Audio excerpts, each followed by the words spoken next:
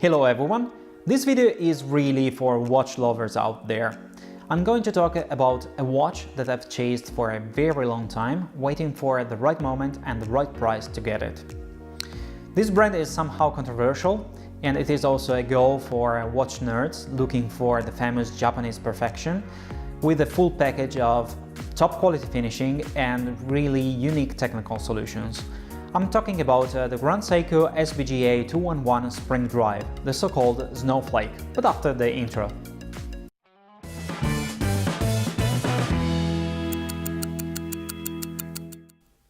Before starting, I would like to thank you all, since I've just reached 1000 subscribers, and this is not a finishing goal for me, it's more like a starting point for growing with my channel better and better, and hopefully also for providing you very high quality contents about watches.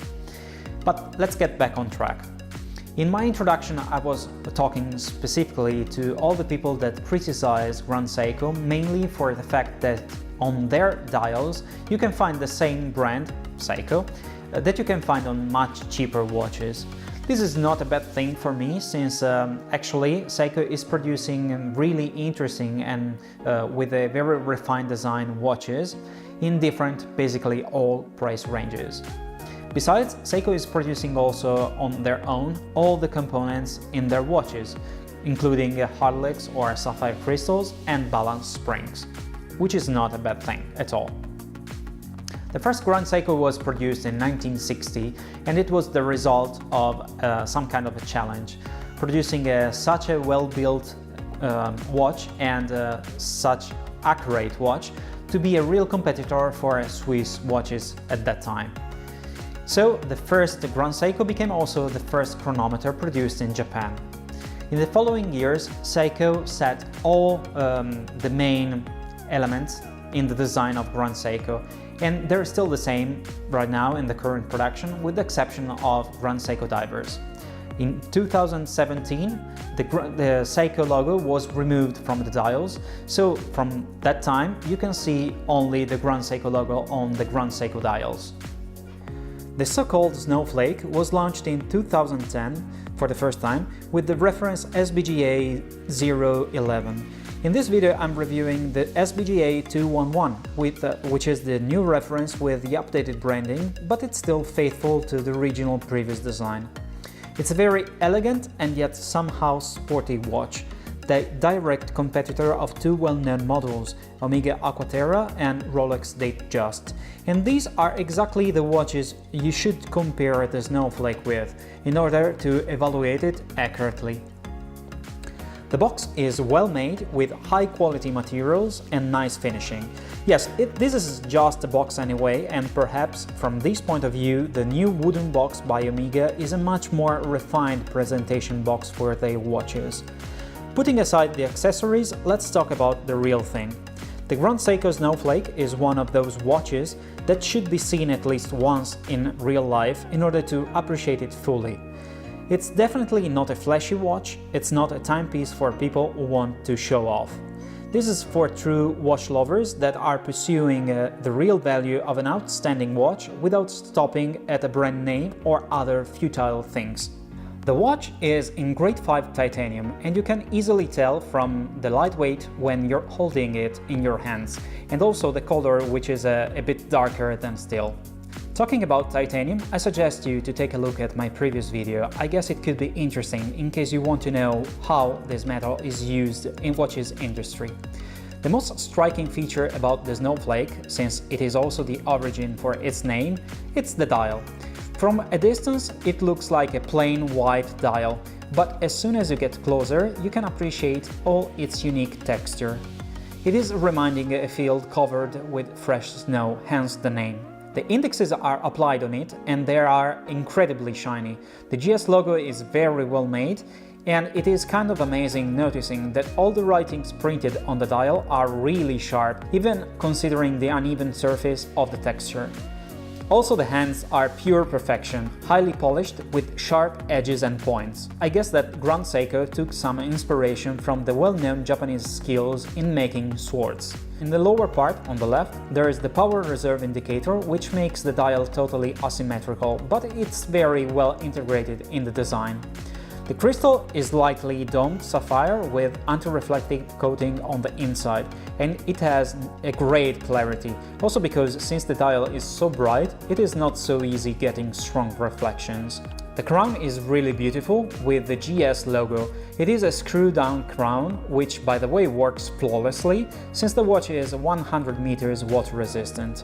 The case design is a little bit more classical and traditional if compared with the usual 44 GS, which has a more Japanese character, but this means also that the design is a truly timeless design and very elegant one. The finishing is stellar if compared with all the other direct competitors in this price range.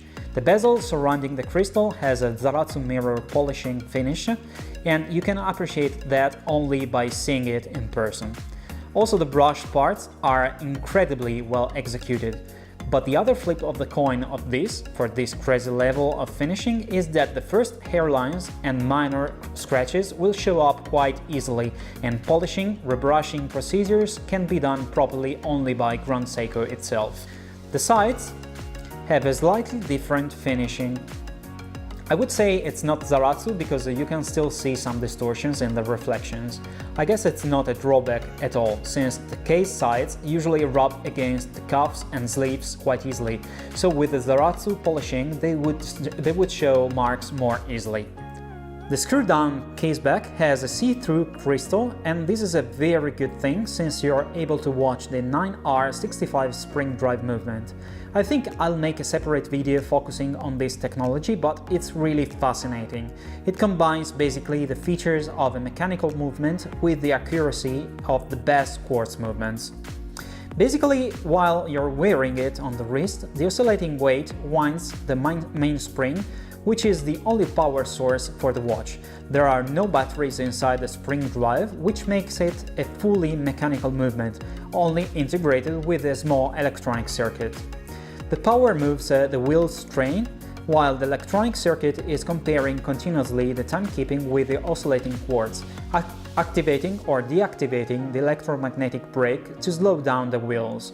In this way, the spring drive movement can achieve the outstanding accuracy of ±1 second per day and ±15 seconds per month.